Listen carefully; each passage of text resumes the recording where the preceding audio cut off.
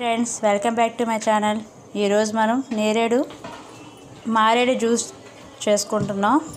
చూడండి, పండు ఇలా కట్ చేస్తే ఇలా ఉంటుంది. లాస్ట్ టైం పచ్చివి చేసుకున్నాం కదండి, అవి లాస్ట్ టైం పచ్చి చేసి మరిగించాం కదండి. ఇప్పుడు ఈసారి పండుది కాబట్టి దీన్ని అలా మరిగించే అవసరం లేదు. ఇలా స్మాష్ చేసి గిన్నెలో వేసుకొని ఇలా స్మాష్గా చేసుకొని వాటర్ వేసుకోవాలి. ఇలా చేసి వాటర్ డ్రైన్ చేసుకో. అలా చేసుకొని